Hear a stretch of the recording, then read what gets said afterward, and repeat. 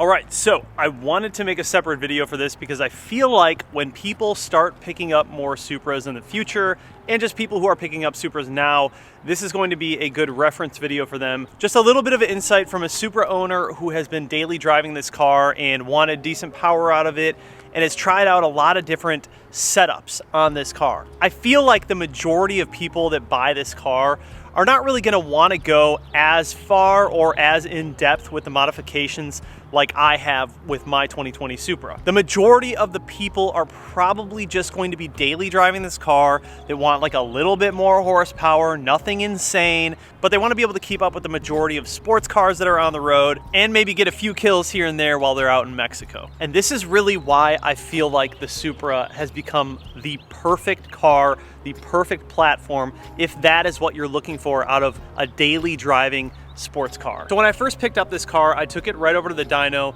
almost immediately within like the first week, and we got the stock baseline numbers. This car was making 340 horsepower at the wheels and 399 torque at the wheels, which is honestly really good, especially for a car that's lighter and smaller like this one. That is going to be plenty fast for the majority of people out there. But at the end of the day, this is a tuner car. Toyota and BMW did make this car fully knowing that the majority of people would have the intentions to modify this car. So obviously when it comes to what I do on this channel, I take it a little bit further because I want to make the content for you guys, and I just want to see how far I can really push a build. But that doesn't really mean that that's necessary for the majority of people out there that are buying these cars. If I was just your average Joe and I had like a 9 to 5 and I had to drive to work but I wanted a quick car, this is exactly how I would set this car up.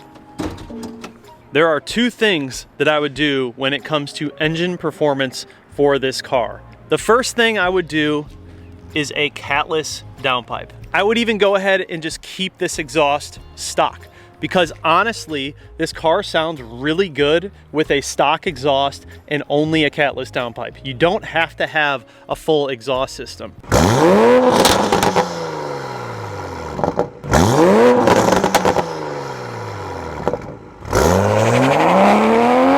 I think it sounds really cool and looks really cool with the aftermarket exhaust system, but you don't necessarily have to do it in order to achieve good power. The second thing that I would do is get a solid tune. Now, I'm not going to dive into the whole debate when it comes to tuners and why people pick who they pick and what they're looking to achieve out of their cars in this video, because that's like a whole nother topic and it's really long and there's a lot of opinions involved. But what I am personally running on my Supra is boot mode along with a Jeff Payne custom tune. I have two maps that I really use. The first one is my 93 pump map. This is the map that I use on my car the majority of the time. Probably 85% of the time I'm running my 93 pump map on this car. When I know that I'm about to go on cruises with my friends or maybe head out to Mexico, I switch over to my E50 map tune. The E50 with these cars completely wakes it up. That is the perfect blend for this car. I feel like these two methods are very easy to obtain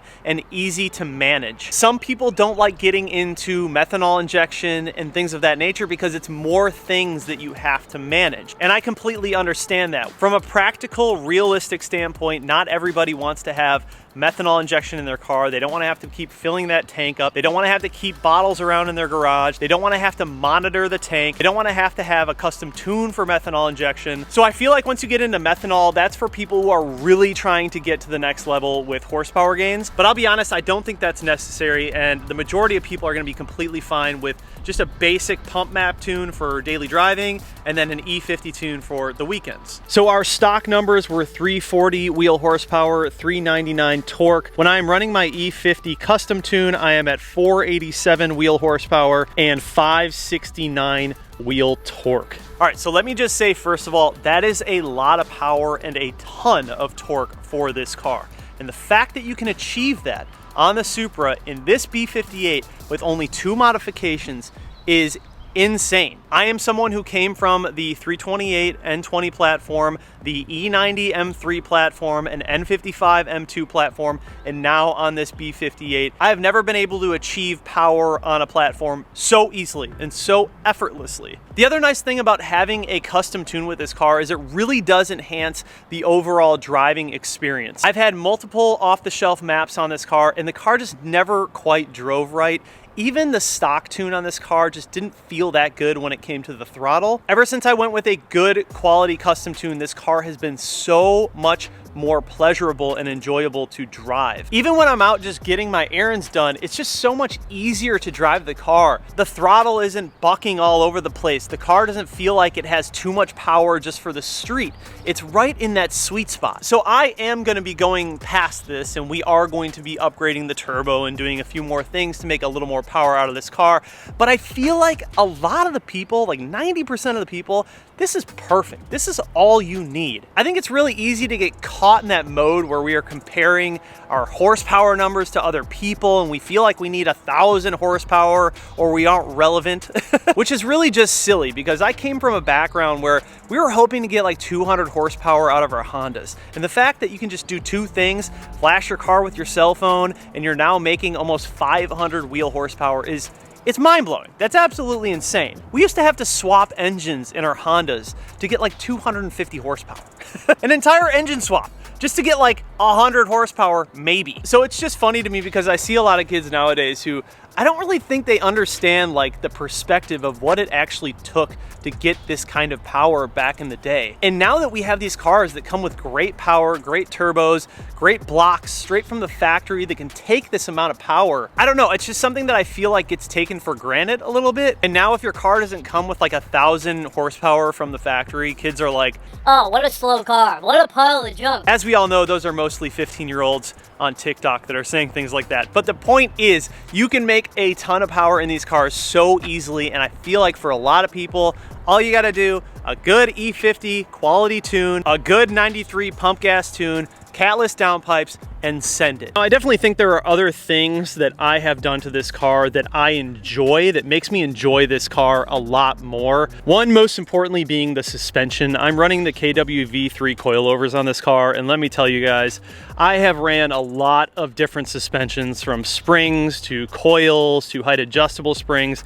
This is bar none my favorite setup. The reason I love these coilovers, and yes, they are expensive, they're not cheap. KWV3 coilovers are quite pricey, but you get what you pay for. And I feel like if you're gonna put your money anywhere, it should be in the suspension, the tires, the brakes. Those are some of the most underrated areas where people just seem to like cheap out. But with this car, I intentionally made sure that I was putting quality parts on it. I didn't want to cheap out, I didn't want to cut corners, and I'm so glad that I didn't. So with the KWV3s, you obviously get a stance that is very, very good because you can dial it in. These are fully adjustable. In addition to them being adjustable, you can adjust the dampening, you can adjust the rebound, so you can really fine tune that handling and comfort. Now, there are also some aesthetic add-ons that I've done, some carbon fiber pieces. I don't really think those are necessary.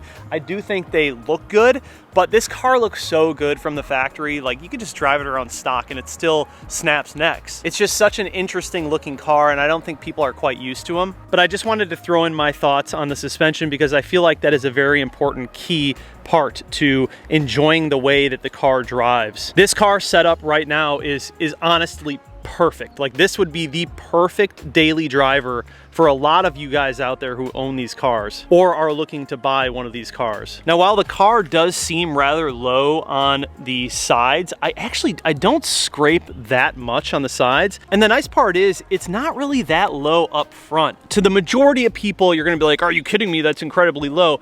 It's really not. In comparison to all of my other cars, this one has sat the highest up front. And it's really just the way that this body is designed and the way that these panels hang. The lowest is the side. The sides seem to hang the lowest.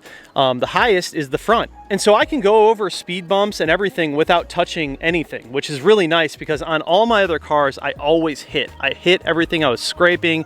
With this car, I don't do that. I don't have to worry about it. And I think that's really something to consider when you're looking for a car that you're going to be daily driving and modifying. Now, I don't necessarily have this car dumped on the ground, but I do have it pretty low to the point where there's hardly any wheel gap. So it looks really good, but it's also rather functional. And when I say practical or functional, I'm saying in regards to like a sports car or a lower sports car. If you're someone that drives like a GMC Jimmy or a Bronco and you come into getting this car, it's obviously gonna be a little bit different. But with that being said, as far as sports cars are concerned, this one is solid, man. This is such a good bang for your buck. I think in the next couple of years, once these cars have aged a little bit and newer models start coming out, we're gonna see these dip into the 30s, which is going to be an absolute steal for the B58 in the Supra. A lot of people ask me my thoughts on, like, are you mad that you didn't get the A91?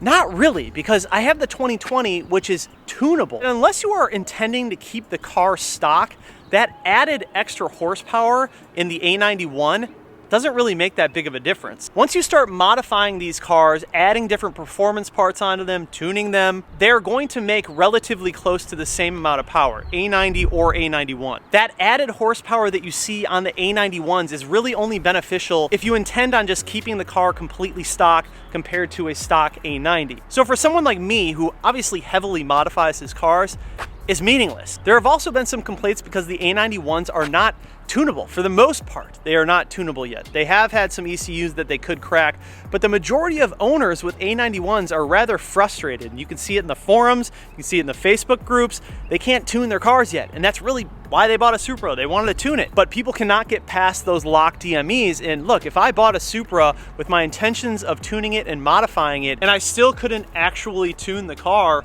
with a good, solid custom tune, I'd be switching out for the 2020. So yeah, you guys, that is the premise of this video. I think that the majority of people, all you need is a good quality custom tune. Get yourself a 93 pump map, get yourself an E50 tune, get yourself a catless downpipe or even like a sport catted downpipe, and you should be good. Now, obviously the EPA has been cracking down big time on a lot of places, a lot of people who modify their cars. I think this is largely gonna depend on where you live and what exactly you can get away with when it comes to modifying your cars. So just remember, take that into consideration. We aren't all going to be able to modify our cars the way we want to, depending on where we live. Anyways, guys, I'm sort of wrapping up the stock turbo videos right now because soon we are gonna be moving into a larger turbo and we're gonna be making a little bit more power. But I really cannot get enough of this car, you guys. I absolutely love it. The Supra, I don't know, it's something, it feels a little bit like the underdog because of how much hate it gets and how controversial the car has been because of the partnership. And for some reason,